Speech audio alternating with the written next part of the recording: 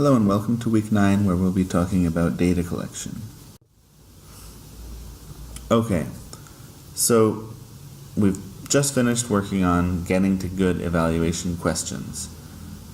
And I talked about how important those evaluation questions are for everything that follows.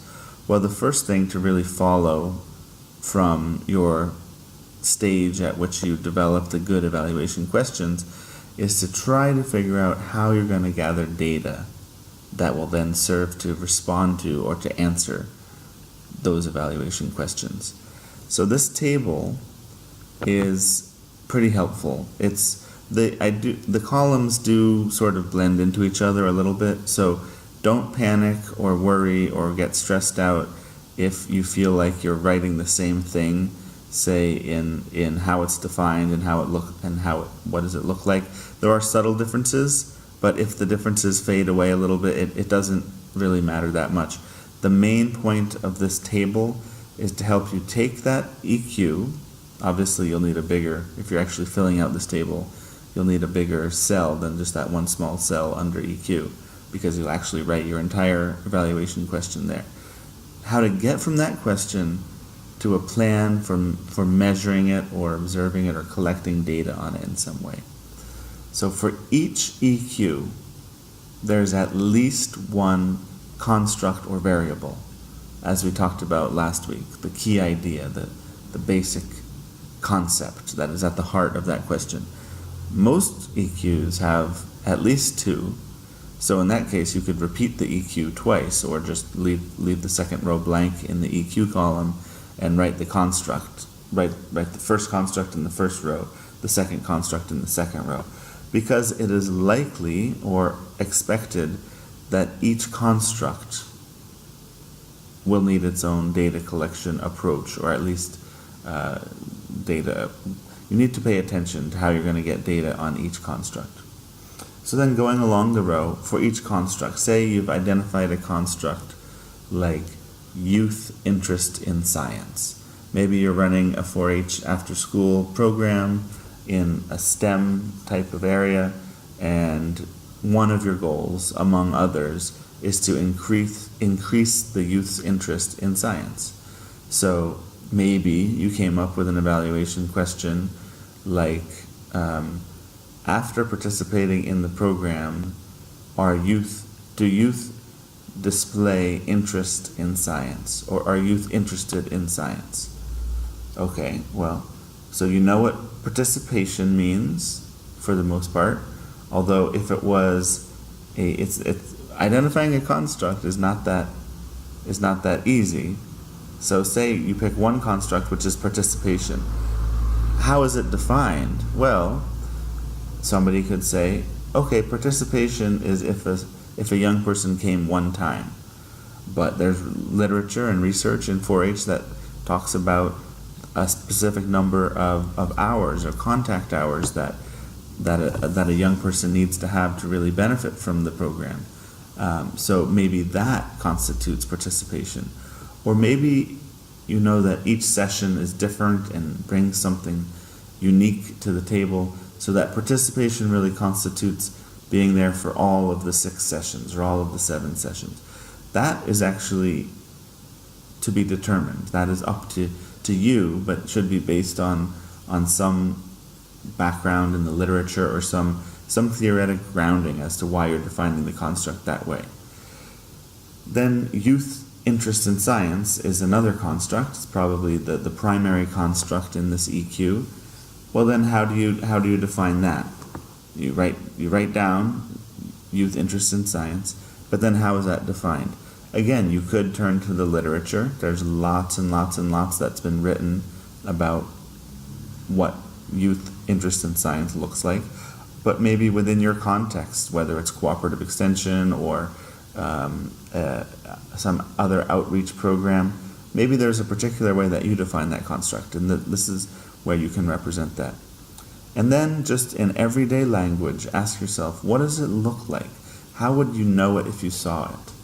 So if you've got 10 young people sitting in a room doing an activity, and 7 of them are displaying interest in science and 3 of them are not, how would you be able to tell the difference? What would it look like? And then, given that apparent empirical demonstration or observable difference in that, either the presence or the absence or the degree of that variable, how might you be able to measure it? And what sort of tool would you need to capture it? Is it a survey? Is it an observation? Is it a participant observation? Is it and this is where very shortly I'll show a list of a number of different ways that you can collect data, because we often, as I said, we often go to the survey, but that's not necessarily the best way. It's sometimes important for particular constructs to think outside of the box. So this will be your activity for this module, so due in 2 weeks' time, is for your EQs that you've come up with for your practicum project, to work through what are the constructs, how they're defined, what it looks like, or how would you know it when you see it, and then how you might get some data on it. And if you have any questions about how to do this, it can be a bit of a tricky activity to figure out. And again, don't get too worked up about putting things in the right cells of the table. Just fill out the table the best you can and let it help you think through how to get from your EQs to a data collection approach. But as always, if you have any questions, feel free to email me and I'll get back to you as soon as I can. So, some overarching questions to ask yourself about data collection are the following. What information will be collected, from whom, when and how often, under what conditions? And this is, in some cases, getting back to that experimental design or quasi-experimental design question, compared to what? So if you remember from last week, this is essentially how I defined design, the design of an evaluation or of a social research project. So these are the basic broad brushstrokes of what you need to know to come up with a really good data collection and analysis approach. Some slightly more technical considerations, and depending on the direction your evaluation is going, you may or may not need to engage with these. And if you've taken social science research courses, such as Qual or Quant, you probably have gone into more detail in these than we're going to do now. And that's good. Those lessons, those insights can help you in evaluation. That's one of those ways in which program evaluation and social science methods overlap. But very quickly, it's helpful just to think of the different forms of data, such as demographic or descriptive data, process data, and outcome data. And the text does a good job of going into more detail about these different types, so you can read up on those in the Mertens and Wilson. Then, very important distinction, whether it's qualitative or quantitative or mixed at the end of the day. And given your decision about whether it's qualitative, quantitative, or mixed, then what types of tools would you use to collect those data? Then, and this is really more about variables, but it's essentially the same as for data. Is it nominal, ordinal, interval, or ratio data? And all of these are explained not only in the text, but also in the Bill Trosham Research Methods knowledge base. If you go to that resource, there's some good information on this. But and this really becomes important around analysis, because very often there are analyses which are appropriate for instance, ordinal or interval data, especially, which if you try to apply them to variables that are nominal in characteristic, that won't work. And here's the think outside of the box moment. And I got these from Ellen Taylor Powell, who is a retired extension evaluation specialist from Wisconsin. And this is just a list of some various ways that you can collect data beyond the survey. You can also look at document analysis or existing information, pictorial records and observations, and in many cases you can have participants take pictures and then use those as part of the evaluation, and that's an approach that's often used with young people. They call it photo voice or youth photo voice. There are surveys, very, very, very common, oftentimes appropriate, but certainly not the only tool that's out there for you. There's case studies where you take a program and more holistically treat it as a unit and gather all sorts of different types of data on it. There are interviews, group assessment, expert or peer review, which might be, to get back to our youth interest in science example, if you're trying to evaluate a curriculum or a lesson plan, a valid thing to do would be to show it to a group of experts in scientific literacy or in science pedagogy and say, does this approach match the leading thinking about what a good lesson plan in STEM should be? And the type of validity that can come out of such a test would be certainly face validity or expert validity, just to get back to those multiple definitions of validity that we talked about briefly last week. And so you see the list goes on. The unobtrusive measures one is something that I have always found intriguing, and that essentially means where, in an ethical way, of course, because you need to be careful that you're not tricking people or collecting data from them in a way that they would not want without their consent. But generally in an educational setting, if it's not a risky type of program where you're not trying to collect data on breaking the law or engaging in risky behavior, an unobtrusive measure would be approved by the IRB because it doesn't pose, that's the Institutional Review Board, because it doesn't pose a risk to the participants. And on the other hand, it's often perhaps preferred by participants because instead of taking them away from the program and taking their time and energy, through an unobtrusive measure, you would be able to collect data from them without them having to even stop and do something, go out of their way to provide you with that data. So a couple examples that I have heard of along the years that I really like. One was, and this is sort of along the lines of market research, someone wanted to find out what radio stations people were listening to. So you could have conducted a survey or a phone interview or something that would be rather time intensive and resource intensive, but instead of doing that, they just provided, they came up with a simple checklist, put it on a clipboard and provided it to mechanics, local car mechanics. And then every time a car came into the shop, they would ask the mechanics to just write down what radio station the radio was set to. So of course there are certain biases involved and it's not necessarily representative or systematic per se, but it is a good unobtrusive way to get a snapshot of, at least in people's cars on that given day, what radio station they were listening to. Another example was, and I think this is a real life example, is a museum that wanted to collect data on which of its exhibits were the most popular. So they could have hired interns or staff to go walking around with clipboards asking people about what exhibits they liked, but instead they had to replace the floor tiling. So they replaced it with a type of tile or carpet that wears down relatively quickly. And by then looking month by month at the wear pattern on the floor, they were able to see where the majority of the crowds went and were able to at least make some sort of tentative claim about what exhibits were more popular than others.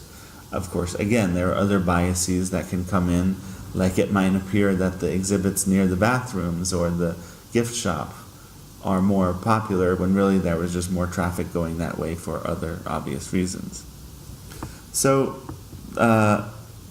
just one last point here, which is on the Learning Store of University of Wisconsin, there's a lot of different tip sheets on data collection and on other aspects of evaluation that you could find useful. So in addition to this list, it's always a good idea to check out that website and see if there's other helpful materials for you, depending on what type of data collection approach you're using.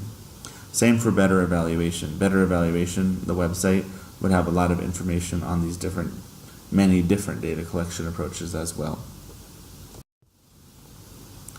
So now that the world is just opening up in front of you with all these different types of data collection, how do you know which ones to pick? So here is a sort of a checklist that you can go through to try to figure out what tool to use. The first one is kind of generic. It's kind of what we're trying to answer in general. The second one is to remind you about the life cycle. Does this tool fit well with where the program is in its stage of development?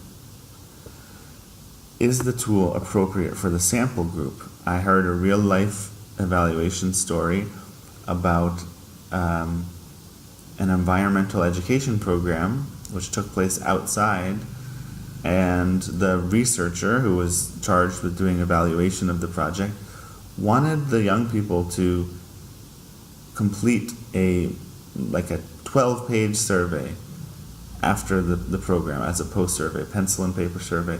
Now they might be outside, they might be cold, it might be windy, and they want them to be flipping through these multiple pages trying to focus on the answers. To me, that tool was not appropriate for the sample group and the context at that given time, which goes to speak to this next point, the program setting. Will the results be usable and credible and accurate? Is it feasible? Does it have strategic value? Then, with any tool, it is important to think about criteria of quality. Is the tool valid and reliable? This is easy to define or ascertain when you're talking about surveys, much less easy to do for more out-of-the-box types of approaches like unobtrusive measures or participant observation, but it can be done. It's not the same. So validity and reliability for a survey are very procedural. There's a technical set of procedures that you can follow or you can read in a journal article to know whether your tool is high quality or not. With those other types of tools, it's not as cut and dried, but you can still try to make some sort of claim about whether it's a high quality approach or not. Then it is very important to pilot test the measure, the tool. No matter what the tool is, the data collection tool, it's important before actually using it on your population to collect info, it's important to test it out. So here are some steps on how to do a pilot test.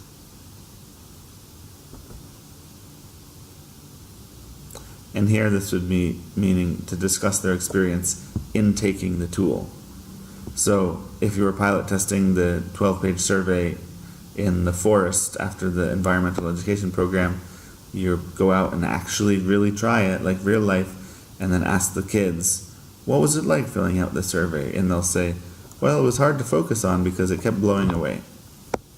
And here are some specific questions that the pilot tester or the evaluator could ask the participants in the pilot test. And as the participants are answering this, you can jot down notes and then hopefully be able to improve your data collection tool based on their feedback. So mixed methods, again, I said we're only going to touch on it very quickly.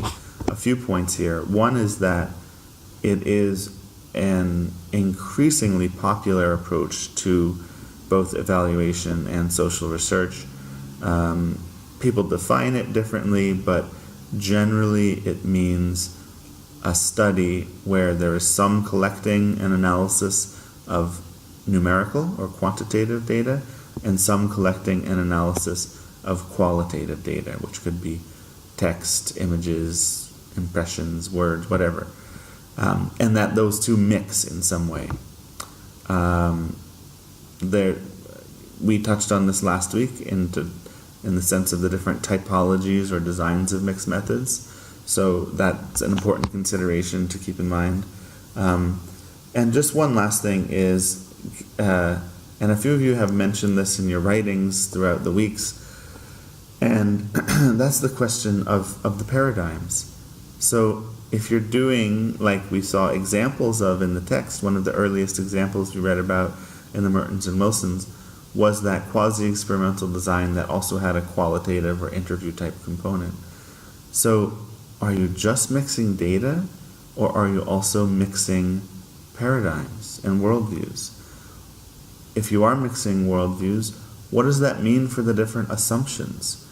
Does that mean that on Monday and Tuesday, as you collect the survey data, you have a post-positivist epistemology, and then on Wednesday and Thursday, as you do a few rounds of interviews, you somehow switch over to a constructivist epistemology?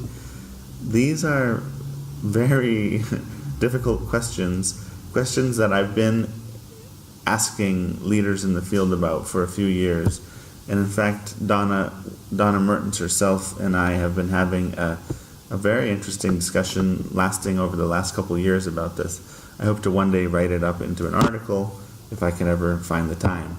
But it's fascinating because she says that no, you do not ever switch epistemologies, because your epistemology is essentially your worldview, your way of seeing the world. It might change over time as you over the years, but not within one project.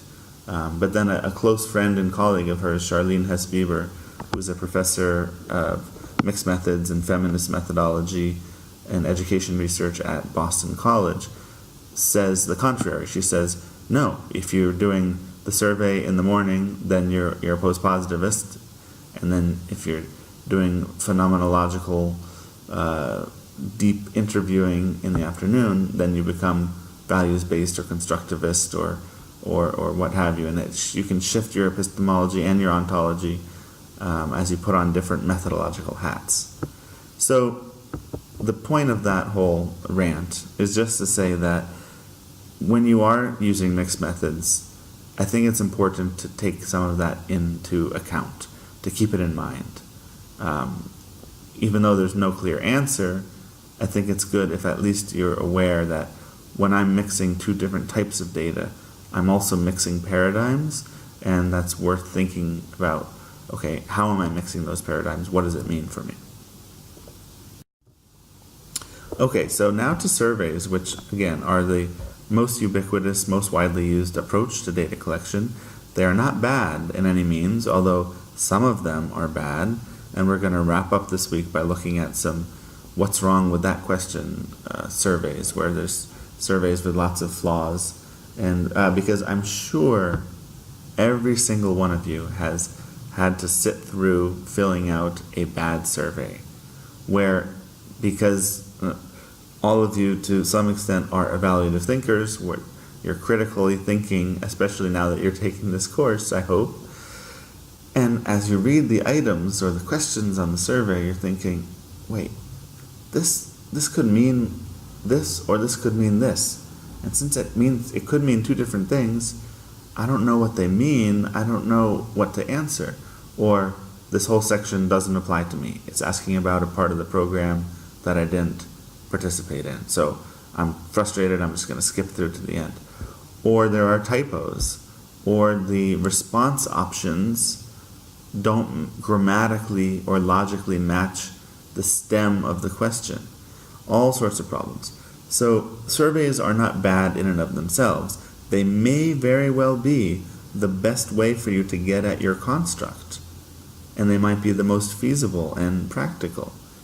But let's first of all be sure that it is the right tool, and then second of all, if you choose it, try to make a good survey that will get you actionable information and not unduly burden your respondent and make him or her upset for having to sit through that survey. So here's some more on surveys and what it takes to make a good survey.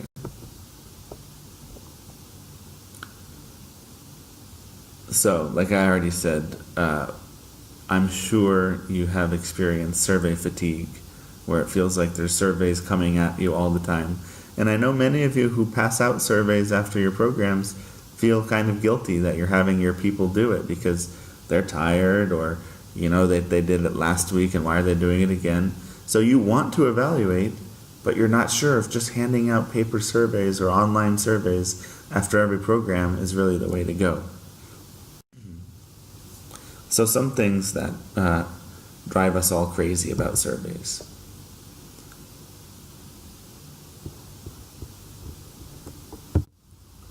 Probably all of these issues are ones that you've seen yourself at one point or another. And probably, to be honest, these are things that we've all been guilty of in our own surveys over the years.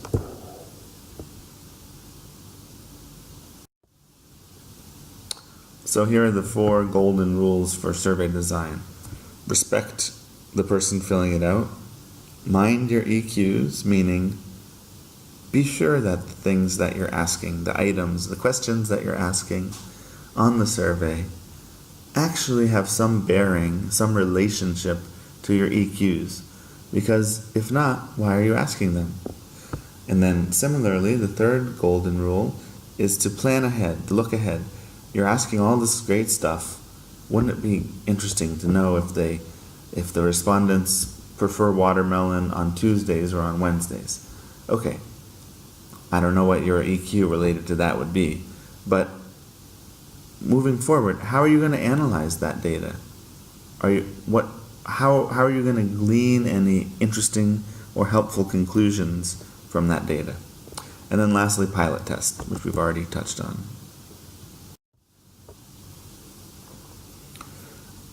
To break down some of these categories, respecting a respondent looks like this: using clear, well-worded questions without too much jargon, indicating what type of response you're looking for, like if you want someone to write an essay, or a short answer, or bullet points, or circle something, or check something. Feel free to tell them that and ask them that. Be sure that response options cover all the possibilities. This is something that always gets me. Maybe you're offering people a range and you start with 1, but for some people 0 would be an appropriate answer. Then they can't answer that question because 0 is not an option, and they get frustrated and skip the question and move on, and then that's not so good. Try to put yourself in their shoes and think about diversity. So even and this can be a sensitive issue for some, but especially the ways that we ask demographic information. This touches on the bottom couple of points here too. Be culturally thoughtful and sensitive about what could be sensitive. What categories you put on a survey about race, gender, ethnicity, things like that. Oftentimes these sections can get very long and drawn out, and oftentimes you cut and paste from other surveys, but stop and think why you're asking that info, and are you asking it in a way that is apt for your group. So definitely, especially in terms of diversity, a lot to think about there. One example would be actually my wife is African, and many surveys don't say Black or African American, they just say African American. And if she doesn't identify as African American per se, so then she says, I can't check any boxes here. So that's just one example.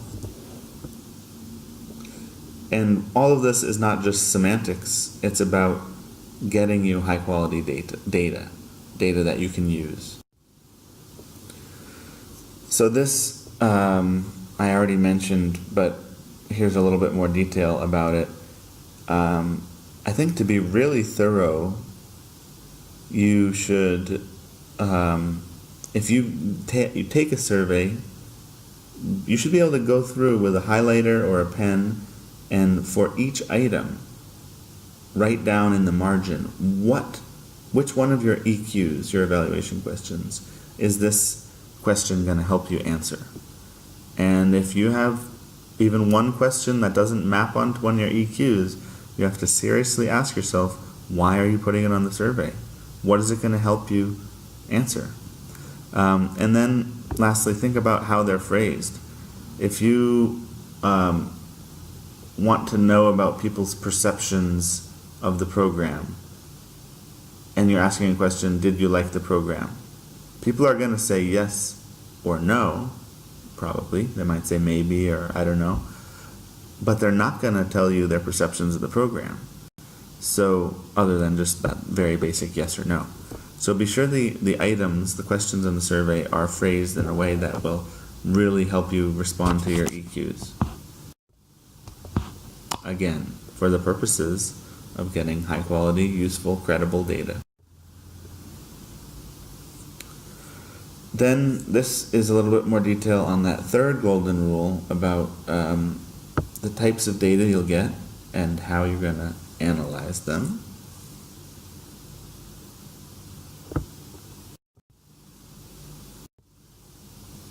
And lastly, just a little bit more rationale, justification for why it's important to pilot test. Specifically, I don't know if you've ever tried this, but if you're doing a survey that you want to be anonymous, but you want to be able to track over time, oftentimes you'll come up with a way to ask people to include a unique identifier code. Well, even that people will mess up or come up with some creative way to answer it so that their code on the pre doesn't look like their code on the post. So here's some examples of responses to people's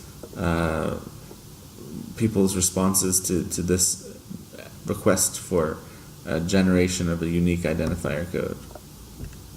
You see they're all different, and probably if each of these individuals does it again after the program, they're not going to come up with the same thing. And then you can no longer conduct the analysis that you wanted to conduct, which was, for instance, a comparison of individual scores before and after the program on a knowledge test or something like that. So now, before we move to the last part of the module, which is the game of identify that flaw in the survey question, what's wrong with this question, there's an important consideration, which is whether you should find a pre-existing survey and just use it as is, or find one and adapt it, or create your own homegrown survey. And so on this slide, we have a rather intricate decision tree to try to help you figure out whether you should find, adapt, or write. So first of all, do you have the skills and resources in order to create good new surveys that are valid and reliable? If so, go for it. If you don't, look at your system. So if you are in an organization that has entities beyond just where you work, so a great example I always use is, you might work in a county extension office, but you know that you're part of a state program, which is part of a national program. Well, look through that system to see if there are existing surveys you could use. The Netway, which I mentioned earlier in terms of making pathway models, also has a list of measures. There are some websites, I know of 2 or 3 websites that have lists of data collection tools or measures for youth interest in science, or not just youth interest in science, but youth in STEM, for instance. So tap the system. Does the EQ imply a strong claim about effectiveness, and do the stakeholders, the funders especially, put a high premium on statistically valid and reliable surveys? And is it a very complicated construct? And are you going to be doing some sort of comparison or control group analysis? In those cases, it is almost necessary to use a pre-existing survey. And a lot of this has to do with the external purposes of the evaluation. This is much different than, say, just doing a survey for program improvement. But if any of these conditions are true, then it's important to look to the system to find something that's already been developed that gets at your construct. If you can't find one in that case, then again, if there's the time, come up with one. If not, you're out of luck. Then probably the most frequent solution is to find something that's established, but then adapt it to your context. So maybe you found a survey, but it was 12 pages long, and you know that's not going to work. Just find the section that gets at. Oftentimes they're broken up into subsections. So if you just take one section, you can no longer say that that is a valid survey, because what was valid was the whole kit and caboodle, the whole thing. But at the very least, you know that these questions were well thought through, they were researched. So you could take the first section and the last section and leave the middle sections to make it adapted to your context. So here's just another way to help you weigh the trade-offs between the find, modify, and create your own decision in coming up with. Again, this pertains pretty much just to surveys, not to other data collection tools. So one example of finding surveys in the system would be the 4-H common measures, and there's examples of this much beyond cooperative extension as well. This is just one example with which I'm familiar. And it's a powerful way to tap into a system and then have some standardization across different contexts, and to know that there's a certain degree of quality that goes into this measure. So these, both for 4th grade and 8th grade, these various topics of importance to 4-H have been focused on in terms of the development of these different common measures, these common surveys, and they are available to 4-H educators. But again, in whatever system you work in, there's a good chance that you can find some sort of pre-existing measure that you could use instead of just creating your own. Here's an example of one of the 4-H common measures. They are also available online, as in addition to being available pen and paper. So again, trying to address that feasibility, usability concern. Okay, so to wrap up, I'm going to leave you with a fun game of what's wrong with these questions.